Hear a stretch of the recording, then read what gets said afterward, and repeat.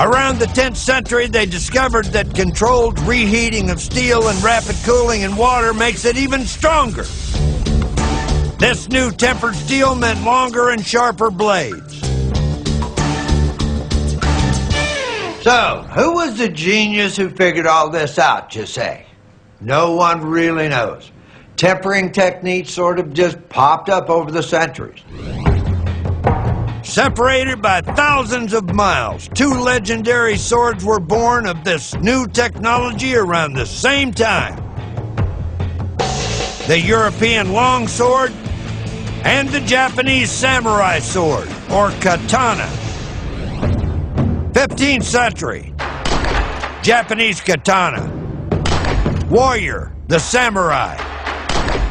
Blade, 36 inches. The Japanese katana is a two-handed weapon with a single-edged blade and a stabbing point. Its signature curved blade allowed the samurai to draw the katana and cut in a single move. Yeah. And martial arts expert Bob Goodwin is here to tell me how the samurai used this blade in combat. What we have is a cutting weapon. One cut, one kill. Because it's not about standing there bashing swords together. It's about developing the footwork to where you can come around to an angle and avoid something coming in while cutting at the same time. Back in the day, they used to test the blade on the corpses of convicts. But I figured that wouldn't go down too well today.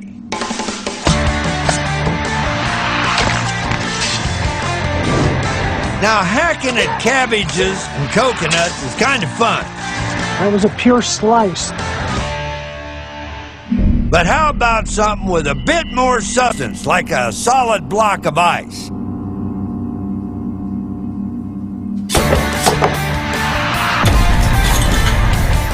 My, just like splitting logs with an axe.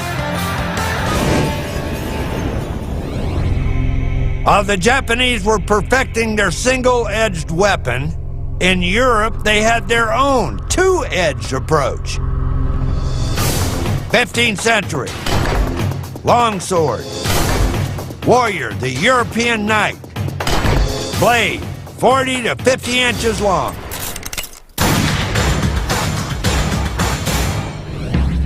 Longswords have cruciform hilts, providing room for two hands. They often weighed as much as 4.5 pounds, with a straight double-edged blade nearly 4 feet long.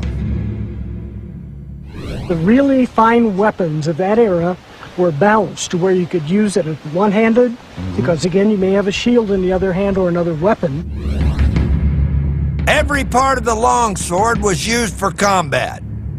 The pommel for pommeling, the broad blade for cutting.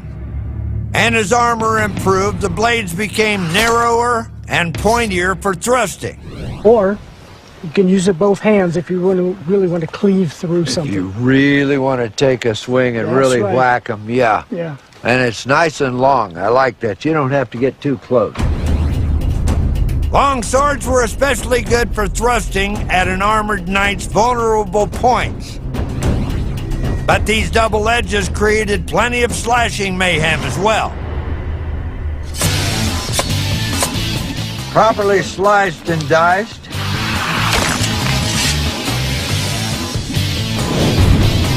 Okay, we know what we're going to have for lunch.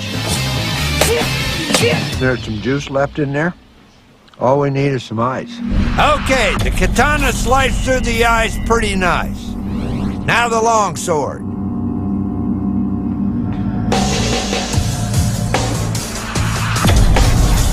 Slashing the ice with the longsword is like hitting a brick.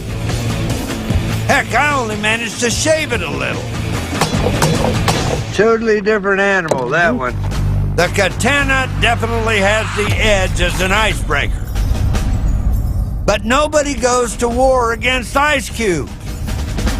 What about the kind of leather armor worn by your average foot soldier? We saw how leather armor stood up to Roman gladius and iron sword. Well now, it's time for the heavyweight division. Longsword against Katana.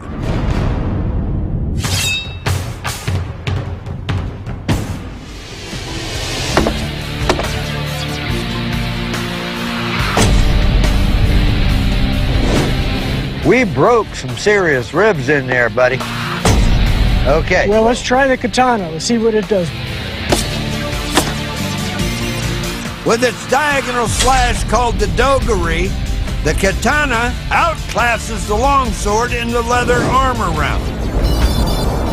Well, there's no question about it. He just lost his arm, his heart, some of his intestines left. But that did take a big, nice hack out of that one. Two different weapons from the far-flung corners of the world. Both prized by the elite warriors of their culture. Both were the cutting edge of their respective armies in bloody battle. And both faced opponents in metal armor.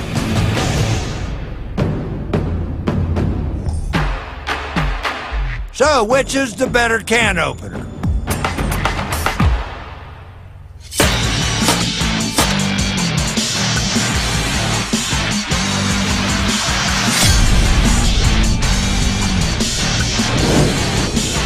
Not a real classy can opener. It did do some damage. It did what it's supposed to do. The longsword packed a punch and made a small hole. But, other than that, not much impact on the armor. Let's get around the other side and try the samurai sword. Yes, sir.